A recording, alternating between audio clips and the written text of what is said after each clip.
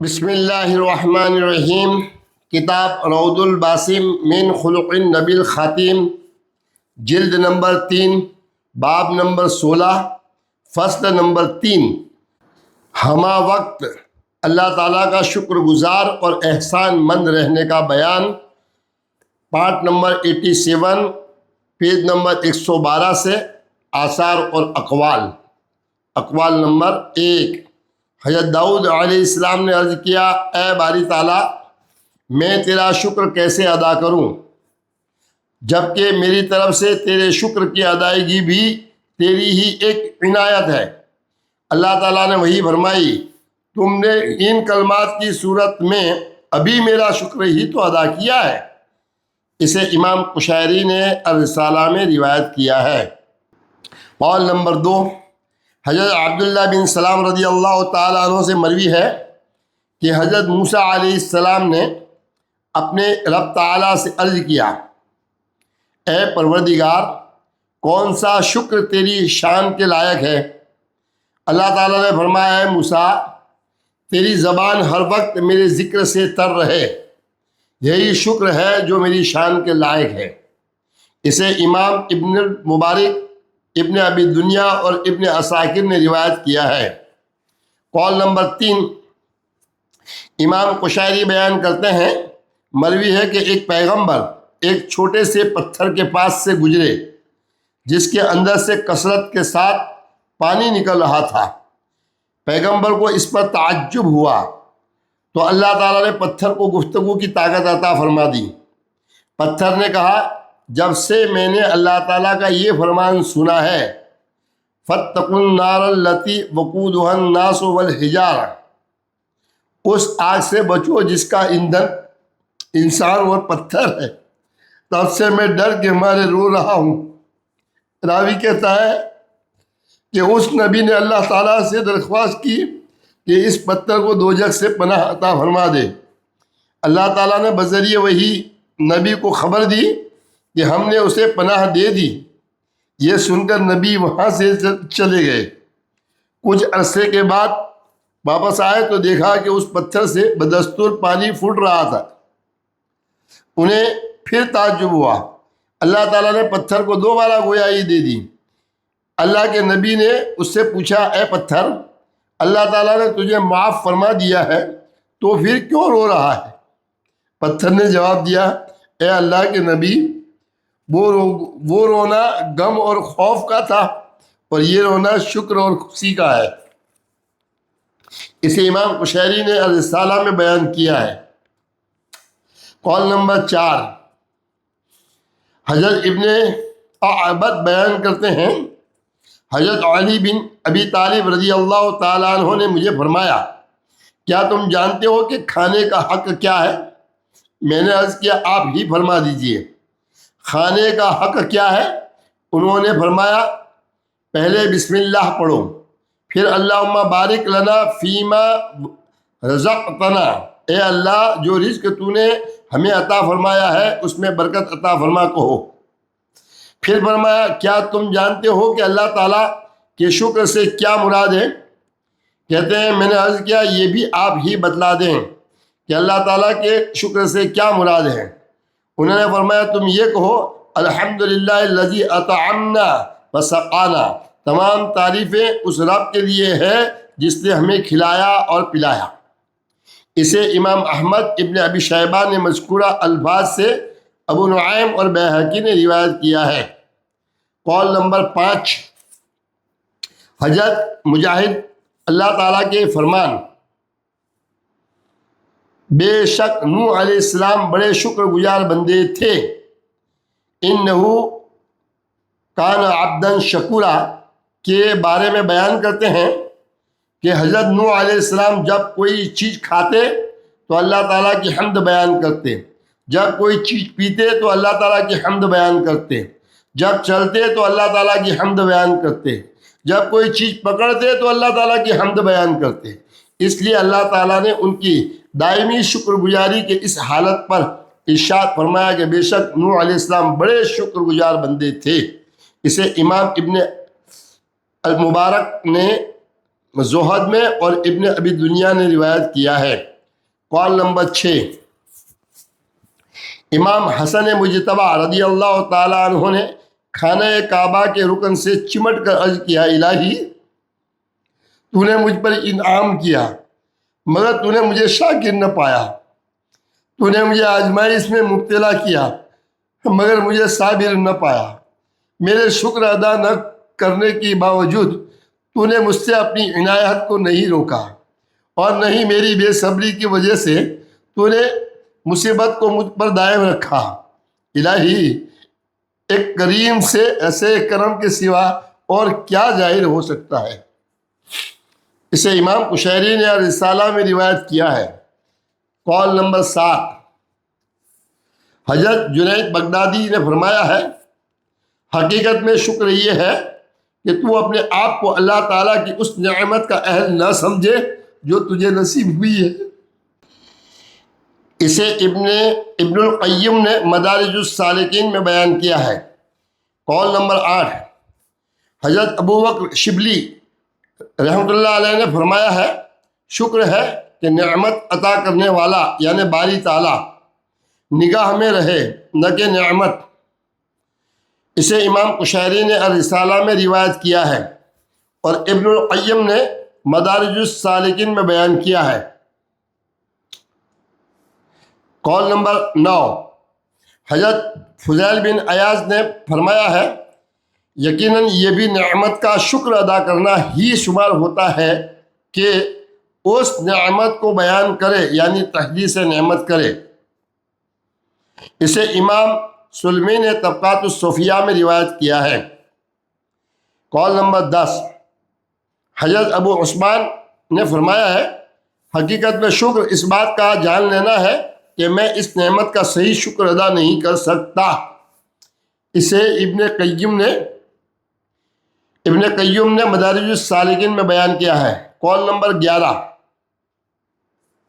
حضرت ابو عثمان نے ہی فرمایا ہے، عوام کا شکر تو فقط کھانے اور لباس پر ہوتا ہے مگر خواص ان واردات پر بھی شکر ادا کرتے ہیں جو ان کے دلوں پر معرف اور کیفیات کی صورت میں وارد ہوتی ہے۔ اسے امام قشیری نے الرسالہ میں روایت کیا ہے۔ قول نمبر 12، امام حارث محاسبی نے فرمایا ہے، جو شخص کسی نعمت پر اللہ تعالیٰ کا شکر ادا نہیں کرتا وہ خود ہی اس نعمت کے زوال کو دعوت دیتا ہے۔ اسے امام سلیمی نے طبقات الصوفیہ میں روایت کیا ہے۔ 13، حضرت ابو علی روزباری نے فرمایا ہے، جو صبر نہیں کرتا اسے رجائے الہی نصیب نہیں ہوتی، اور جو شکر ادا نہیں کرتا اسے کوئی کمال حاصل نہیں ہوتا۔ اسے امام سلیمی نے طبقات الصوفیہ میں روایت کیا ہے۔ قول نمبر 14، حضرت یحییٰ بن معاذ الرازی کی موجودگی میں حاضرین نے فقر اور غنا کا ذکر چھیڑا تو آپ نے فرمایا، قیامت کے دن نہ فقر کا وزن کیا جائے گا اور نہ ہی غنا کا، یعنی امیری اور غریبی کو نہیں تولا جائے گا، وہاں صرف صبر اور شکر کا وزن ہوگا، اور کہا جائے گا فلاں نے شکر کیا اور فلاں نے صبر کیا۔ اسے امام قشیری نے الرسالہ میں روایت کیا ہے۔ قول نمبر 15، حضرت بشر حافی فرماتے ہیں، جس شخص نے صرف زبان سے اللہ تعالیٰ کا شکر ادا کیا، بقیہ جسمانی اعضاء سے شکر ادا نہ کیا، اس کا شکر ادا کرنا کم ہے، کیونکہ آنکھ کا شکر یہ ہے کہ وہ جب اچھی چیز کو دیکھے تو اسے محفوظ کر لے، اور اگر بری چیز دیکھے تو اس کی پردہ پوشی کرے۔ سماعت کا شکر یہ ہے کہ اگر اچھی بات سنے تو اسے یاد رکھیں، لیکن اگر بری بات سنے تو اسے بھول جائیں۔ ہاتھوں کا شکر یہ ہے کہ ان سے صرف حق کو ہی پکڑا جائے اور حق ہی آگے دوسروں کو دیا جائے۔ پیٹ کا شکر یہ ہے کہ وہ علم اور حلم سے بھرا رہے۔ شرمگاہ کا شکر یہ ہے کہ اسے صرف جائز مقام پر استعمال کیا جائے۔ ٹانگوں کا شکر یہ ہے کہ ان سے صرف نیک کاموں کے لیے چلا جائے۔ جنہوں نے یہ اعمال کیے وہی حقیقی شکر گزار ہیں۔ اسے امام شعرانی نے بیان کیا ہے۔ قول نمبر 16، امام قشیری سے مروی ہے کہ انہوں نے فرمایا، کہا گیا ہے کہ آنکھوں کا شکر یہ ہے کہ تو اس عیب پر پردہ ڈال دے جو کسی ساتھی میں دیکھے، اور کانوں کا شکر یہ ہے کہ تو اس عیب پر بھی پردہ ڈال دے جو کسی ساتھی سے سنے۔ اسے امام قشیری نے الرسالہ میں روایت کیا ہے۔ قول نمبر 17، امام قشیری بیان کرتے ہیں، مروی ہے کہ شکر گزار وہ ہے جو کسی عطیہ یعنی نعمت کے ملنے پر شکر ادا کرے، اور شکور یعنی بڑا شکر گزار وہ ہے جو نہ ملنے پر بھی شکر ادا کرے کہ اللہ تعالیٰ نے اسے اس نعمت کا حساب دینے سے بھی بچا لیا۔ سبحان اللہ۔ اسے امام قشیری نے الرسالہ میں روایت کیا ہے۔ فصل نمبر 3 شکر کی یہاں مکمل ہوئی۔ اب پیج نمبر 120 سے فصل نمبر 4 حضور صلی اللہ تعالیٰ علیہ وآلہ وسلم کا امانت و دیانت اختیار کرنے کا حکم۔ امانت و دیانت کسی بھی صاحب ایمان کی ایک ایسی خوبی ہے جو خاندان اور معاشرے میں ہمیشہ اس کے وقار و افتخار میں اضافے کا موجب بنتی ہے۔ سورۃ المومنون میں مومنوں کی فلاح اور کامیابی جن اعمال حسنہ کی وجہ سے یقینی بتائی گئی ہے، ان میں امانتوں اور وعدوں کی پاسداری کا خصوصی ذکر ہے۔ حضور نبی اکرم صلی اللہ تعالیٰ علیہ وآلہ وسلم اکثر اوقات اپنے صحابہ کرام رضی اللہ تعالیٰ عنہم سے خطاب میں یہ بات فرماتے تھے، اس شخص کا کوئی ایمان نہیں جو امانت دار نہ ہو، اور اس شخص کا کوئی دین نہیں جو اپنے وعدے کا پاسدار نہ ہو۔ ایام تشریق میں قیامت تک آنے والے مسلمانوں کو باخبر کیا کہ جس کے پاس کوئی امانت ہو تو وہ اسے اس شخص کو لوٹا دے جس نے اس کے پاس وہ امانت رکھوائی ہے۔ یہاں تک فرمایا کہ اگر کوئی انسان تمہیں اپنے کسی راز یا مشورے میں شامل کرے تو اس کی یہ گفتگو بھی امانت ہے۔ صحابہ کرام رضی اللہ تعالیٰ عنہم اس امر کا خصوصی اہتمام کرتے کہ ان میں سے جس کے پاس کسی قسم کی کوئی امانت رکھوائی جائے وہ اسے ادا کرنے میں ایک لمحہ کی بھی تاخیر نہ کرتا۔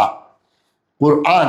اعوذ باللہ من الشیطان الرجیم، بسم اللہ الرحمن الرحیم۔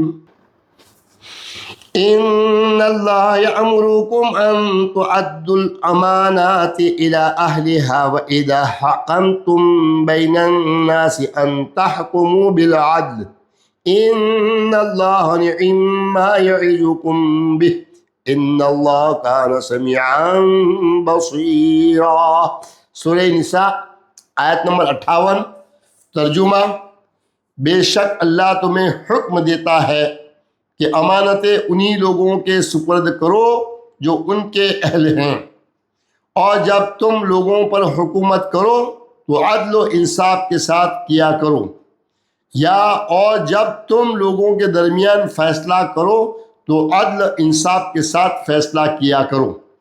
بے شک اللہ تمہیں کیا ہی اچھی نصیحت فرماتا ہے، بے شک اللہ خوب سننے والا خوب دیکھنے والا ہے۔ آیت نمبر 2۔ وَمِنْ أَهْلِ الْكِتَابِ مَنْ إِنْ تَأْمَنْهُ بِقِنْطَارٍ يُؤَدِّهِ إِلَيْكَ وَمِنْهُمْ مَنْ إِنْ تَأْمَنْهُ بِدِينَارٍ لا يؤديه إليك إلا ما دمت عليه قائما ذلك بأنهم قالوا ليس علينا في الأميين سبيل ويقولون على الله الكذب وهم يعلمون۔ سورہ آل عمران آیت نمبر 75۔ ترجمہ: اور اہل کتاب میں ایسے بھی ہیں کہ اگر آپ اس کے پاس مال کا ڈھیر امانت رکھ دیں تو وہ آپ کو لوٹا دے گا، اور انہی میں ایسے بھی ہیں کہ اگر اس کے پاس 1 دینار امانت رکھ دیں تو آپ کو وہ بھی نہیں لوٹائے گا، سوائے اس کے کہ آپ اس کے سر پر کھڑے رہیں۔ یہ اس لیے کہ وہ کہتے ہیں کہ ان پڑھوں کے معاملے میں ہم پر کوئی مواخذہ نہیں، اور اللہ پر جھوٹ باندھتے ہیں اور انہیں خود بھی معلوم ہے۔ آیت نمبر 3، والذین هم لأماناتهم وعہدهم راعون، سورہ المومنون آیت نمبر 8۔ ترجمہ، اور جو لوگ اپنی امانتوں اور اپنے وعدوں کی پاسداری کرنے والے ہیں۔ اس فصل کی حدیث اور ٹاپک نمبر 1، امانت کی ادائیگی اور خیانت سے اجتناب کا حکم۔ حدیث نمبر 1، حضرت عبداللہ بن عباس رضی اللہ تعالی عنہما بیان کرتے ہیں کہ مجھے حضرت ابو سفیان رضی اللہ تعالی عنہ نے بتایا، ہرقل نے ان سے کہا کہ میں تم سے پوچھتا ہوں کہ وہ نبی تمہیں کن باتوں کا حکم دیتے ہیں؟ تم نے بتایا کہ وہ تمہیں نماز ادا کرنے، سچ بولنے، پاک دامن رہنے، وعدہ پورا کرنے اور امانت ادا کرنے کا حکم فرماتے ہیں۔ اس نے کہا، نبی کی صفت یہی ہوتی ہے۔ اس حدیث کو امام بخاری، نسائی اور ابو عوانہ نے روایت کیا ہے۔ حدیث نمبر 2، حضرت انس رضی اللہ تعالیٰ عنہ فرماتے ہیں کہ رسول اللہ صلی اللہ تعالیٰ علیہ وآلہ وسلم اکثر اوقات ہم سے خطاب میں یہ بات فرماتے تھے، اس شخص کا کوئی ایمان نہیں جو امانت دار نہ ہو، اور اس شخص کا کوئی دین نہیں جو اپنے وعدے کا پاسدار نہ ہو۔ اسے امام احمد، ابو یعلا، ابن خزیمہ اور ابن حبان نے روایت کیا ہے۔ حدیث نمبر 3، حضرت عبادہ بن صامت رضی اللہ تعالیٰ عنہ روایت کرتے ہیں کہ حضور نبی اکرم صلی اللہ تعالیٰ علیہ وآلہ وسلم نے فرمایا، تم مجھے 6 چیزوں کی ضمانت دے دو، میں تمہیں جنت کی ضمانت دیتا ہوں۔ 1، جب تم گفتگو کرو تو سچ بولو۔ 2، جب تم وعدہ کرو تو اسے پورا کرو۔ 3، جب تمہارے پاس امانت رکھی جائے تو اسے ادا کرو۔ 4، اپنی شرمگاہوں کی حفاظت کرو۔ 5، اپنی نگاہوں کو جھکا کر رکھو۔ 6، اور اپنے ہاتھوں کو برائی کی طرف بڑھنے سے روکو۔ اسے امام احمد، حاکم، ابن حبان اور بیہقی نے روایت کیا ہے۔ امام حاکم فرماتے ہیں یہ حدیث صحیح الاسناد ہے۔ حدیث نمبر 4، حضرت عبداللہ بن عمر رضی اللہ تعالیٰ عنہ فرماتے ہیں کہ رسول اللہ صلی اللہ تعالیٰ علیہ وآلہ وسلم نے فرمایا، اگر تمہارے اندر 4 چیزیں ہوں تو تمہیں دنیا سے کسی بھی شے کے کھو جانے پر نقصان نہیں ہوگا۔ وہ یہ ہے 4 چیزیں، کیا؟ 1، امانت کی حفاظت۔ 2، گفتگو میں سچائی۔ 3، اچھے اخلاق۔ اور 4، کھانے میں پاکیزگی۔ اسے امام احمد اور حاکم نے اور بخاری نے الادب المفرد میں روایت کیا ہے۔ حدیث نمبر 5، ابو حرہ رقاشی اپنے چچا سے روایت بیان کرتے ہیں کہ انہوں نے فرمایا کہ ایام تشریق کے دوسرے روز میں رسول اللہ صلی اللہ تعالیٰ علیہ وآلہ وسلم کی اونٹنی کی نکیل تھامے ہوئے تھا اور لوگوں کو آپ صلی اللہ تعالیٰ علیہ وآلہ وسلم سے پیچھے ہٹا رہا تھا کہ آپ صلی اللہ تعالیٰ علیہ وسلم نے فرمایا، آگاہ رہو، جس کے پاس کوئی امانت ہو تو وہ اسے اس شخص کو ادا کر دے جس نے اس کے پاس وہ امانت رکھی ہے۔ اس حدیث کو امام احمد، ابن ہشام طبری اور ابن رجب حنبلی نے روایت کیا ہے۔ حدیث نمبر 6، حضرت ابو ہریرہ رضی اللہ تعالیٰ عنہ سے مروی ہے کہ رسول اللہ صلی اللہ تعالیٰ علیہ وسلم نے فرمایا، جس نے تمہارے پاس امانت رکھی اسے امانت واپس کر دو، اور جس نے تمہارے ساتھ خیانت کی تم جواباً اس کے ساتھ خیانت نہ کرو۔ اسے امام ابو داؤد، ترمذی اور ابن ماجہ نے روایت کیا ہے۔ ٹاپک نمبر 2، کسی کا راز اور مشورہ بھی امانت ہے۔ اس کی حدیث نمبر 7، حضرت جابر بن عبداللہ رضی اللہ تعالیٰ عنہما سے مروی ہے کہ رسول اللہ صلی اللہ تعالیٰ علیہ وآلہ وسلم نے فرمایا، جب کوئی آدمی بات کر کے دوسری جانب متوجہ ہو جائے تو اس کی گفتگو امانت ہے، سامع پر لازم ہے کہ اس کو پوشیدہ رکھے۔ اس حدیث کو امام احمد، ابو داؤد اور ترمذی نے روایت کیا ہے۔ حدیث نمبر 8، حضرت جابر بن عبداللہ رضی اللہ تعالیٰ عنہما بیان کرتے ہیں کہ رسول اللہ صلی اللہ تعالیٰ علیہ وآلہ وسلم نے فرمایا، مجالس کی باتیں امانت ہوتی ہے سوائے 3 مجلسوں کے۔ 1، ایسی مجلس جس میں قتل ناحق کی منصوبہ بندی کی گئی ہو۔ 2، یا ایسی مجلس جس میں بدکاری کی پلاننگ کی گئی ہو۔ 3، یا ایسی مجلس جس میں مال حرام کھانے کی پلاننگ کی گئی ہو۔ ایسی مجالس کا راز افشا کرنا ضروری ہے۔ اسے امام احمد اور خراتی نے روایت کیا ہے۔ حدیث نمبر 9، حضرت ام سلمہ رضی اللہ تعالی عنہا سے روایت ہے کہ رسول اللہ صلی اللہ تعالیٰ علیہ وسلم نے فرمایا، جس سے مشورہ کیا گیا وہ اس کا امین ہے۔ اس حدیث کو امام ابو داؤد، ترمذی، ابو یعلا اور طبرانی نے روایت کیا ہے۔ اس فصل کی ٹاپک نمبر 3، امانت و دیانت کا اٹھ جانا علامت قیامت میں سے ہے۔ حدیث نمبر 10، حضرت حذیفہ رضی اللہ تعالیٰ عنہ بیان کرتے ہیں کہ رسول اللہ صلی اللہ تعالیٰ علیہ وآلہ وسلم نے ہمیں 2 باتیں بتائی ہیں۔ ایک تو میں نے آنکھوں سے دیکھ لی اور دوسری کا منتظر ہوں۔ پہلی بات آپ نے یہ بتائی کہ امانت لوگوں کے دلوں کی گہرائیوں میں اتری، بعد ازاں انہوں نے قرآن سیکھا، پھر سنت کا علم حاصل کیا، اس کا مشاہدہ تو میں نے خود کر لیا ہے۔ دوسری بات آپ صلی اللہ تعالیٰ علیہ وآلہ وسلم نے امانت کے اٹھ جانے کے بارے میں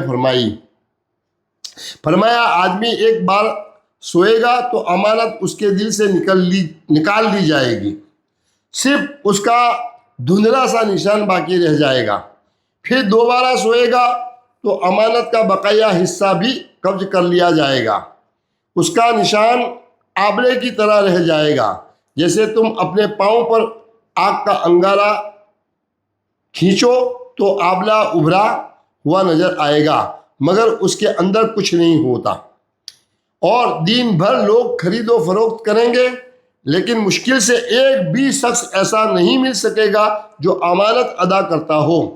چنانچہ دیانت کا اس قدر قحط ہوگا کہ یہ کہا جائے گا کہ فلاں قبیلے میں ایک آدمی امانت دار ہے، اور بد مزاقی کا یہ حال ہوگا کہ ایک آدمی سے متعلق کہا جائے گا، واہ واہ کتنا عقل مند آدمی ہے، کتنا زندہ دل ہے، کتنا بہادر ہے، وہ ایسا ہے وہ ویسا ہے، حالانکہ اس بندے خدا کے دل میں رائی کے دانے کے برابر بھی ایمان نہیں ہوگا۔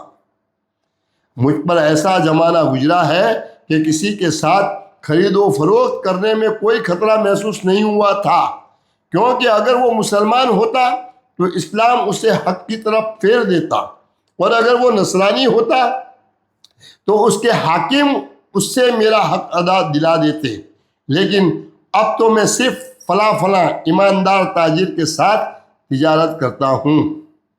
یہ حدیث متفق علیہ ہے۔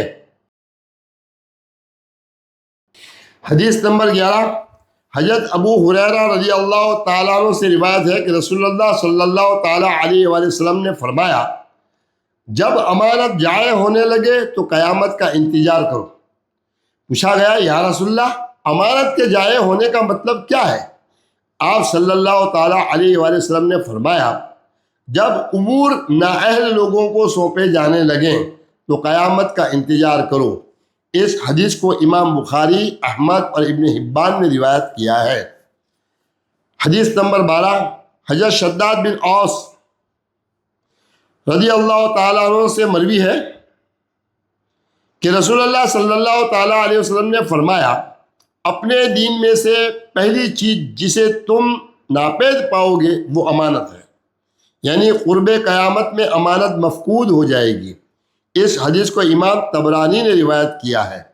حدیث نمبر 13، ایک روایت میں حضرت انس رضی اللہ تعالیٰ عنہ سے مروی ہے کہ رسول اللہ صلی اللہ تعالیٰ علیہ وآلہ وسلم نے فرمایا، اپنے دین میں سے پہلی چیز جسے تم ناپید پاؤ گے وہ امانت داری ہے، جبکہ سب سے آخری ختم ہونے والی چیز نماز ہے۔ یعنی قرب قیامت میں امانت داری اور قیام نماز مفقود ہو جائیں گے۔